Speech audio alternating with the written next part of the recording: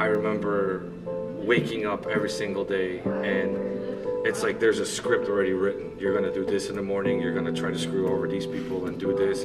No matter what it was, you gotta feed yourself, feed the animal, feed that behavior consistently over and over and over. And it got to a point where in my entire life, like, I was alone. Like, that's how it was. I lost my brother to all of this, unfortunately, almost 8 years ago on April 6th. And like, I didn't want to stop even back then. The biggest turn piece was July 28th of 2016, when I got into an argument with my ex-wife. Well, at that moment we were still married. So we got into a big argument over the finances and everything, and I just let her have it all. Like, I told her I didn't love her, I didn't care for her, I didn't want the marriage, I didn't want the kids, I didn't want none of it. Because the pit bull was not fed yet. It woke up right in the morning, and I didn't want anything to do with anything. So I left to go to work that day, thinking I'm gonna come back, it's all gonna be the same way, just nothing's gonna change. So I get home that day, and she's gone with the kids. You could hear a pin needle drop inside that house, and it's like echoing, and I could hear all the walls caving in constantly. It's like, you fucked up, you did this wrong, how can you do this to your family, how can you push everyone away? And what it was is that because all I cared about was myself. I didn't care about the kids, I didn't care about her, I didn't care about my parents, I didn't care about my brother when he was around. I didn't care about none of it. All I cared about was myself. August 1st of 2016 is when I made that decision to quit.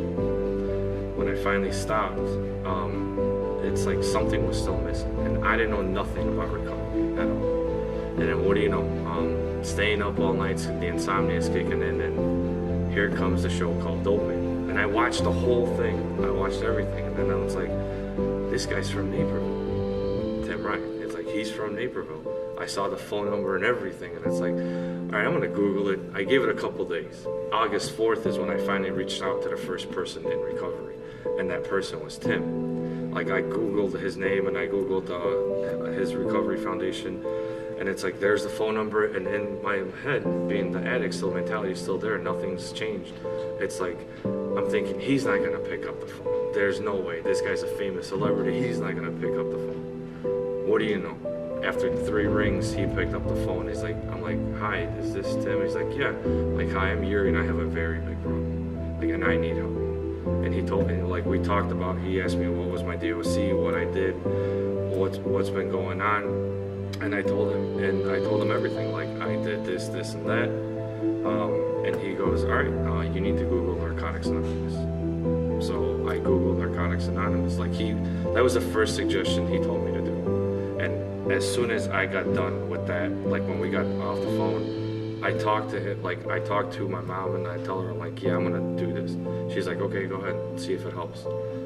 And then I finally Googled it, like, I did my own footwork, because in my mind I still wanted to, like, no, I'm not gonna do it. I'm like, I pushed to the last final second. But then eventually his voice still kicked in. It's like, you have to Google this.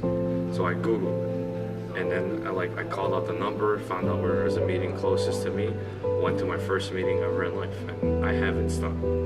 There were times, I'm not gonna lie to you though, like, in early stages of recovery, like, I didn't want to do anything. Like, I didn't want to listen to the suggestions. Like, I just was going to meetings. That's all it was.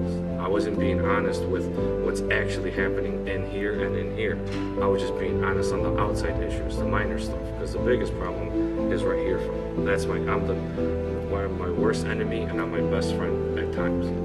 And like, it got to a point where it's like, even being clean, I didn't feel like everything was like happening the way it was supposed to be.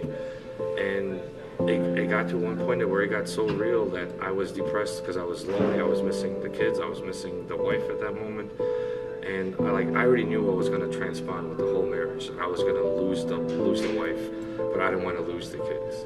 Like, they were my motivating factor, that I'm going to do everything and anything to keep pushing. But it wasn't enough. Like, I needed to feel something in here.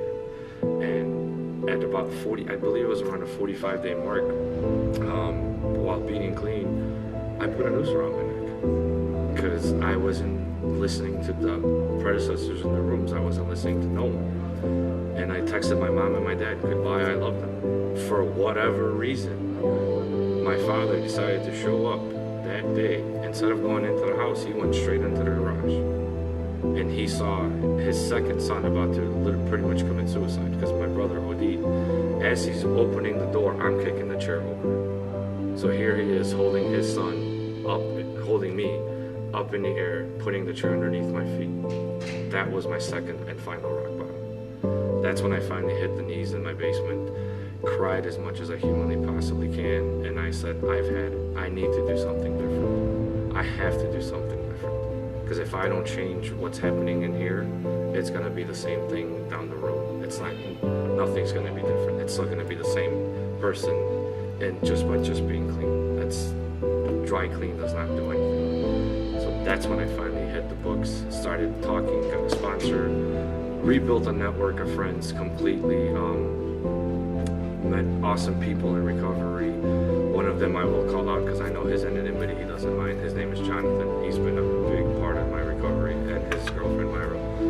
Like, the things that they do for me, sometimes they don't even know the little minor things that we might do together, how that brings out a lot of the pain and misery that I had, and it just pulls it out. And it's like, no matter what, I've learned that I can't do this on my own. Even though that lone wolf mentality still sticks around from time to time, but I know for a fact I can't do it on my own.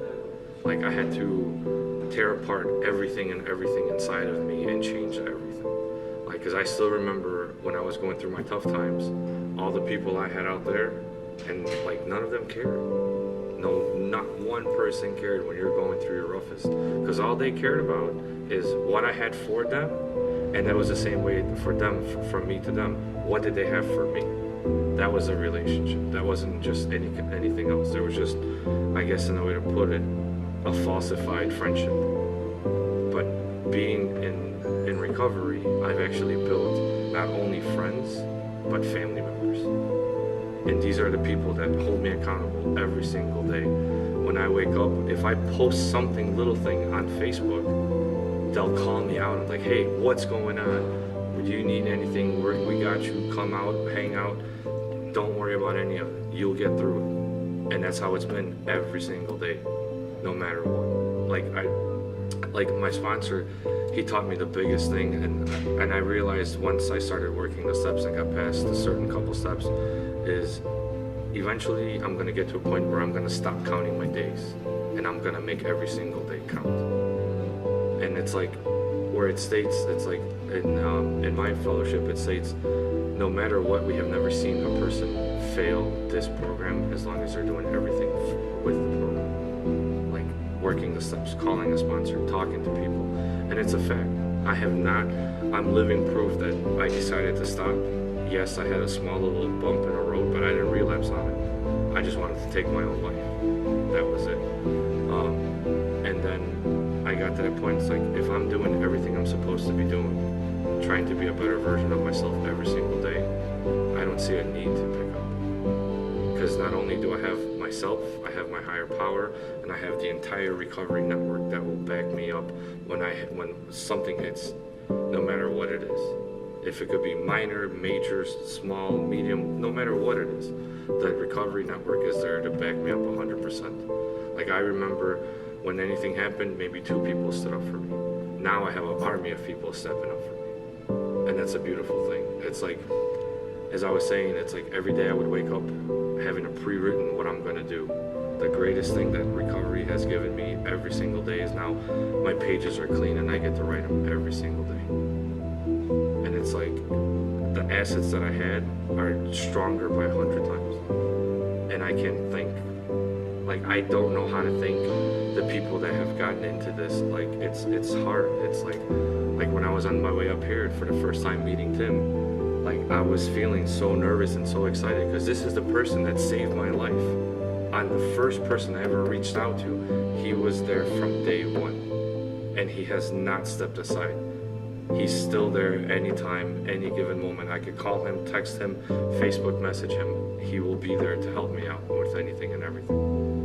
And it's a beautiful gift every single day.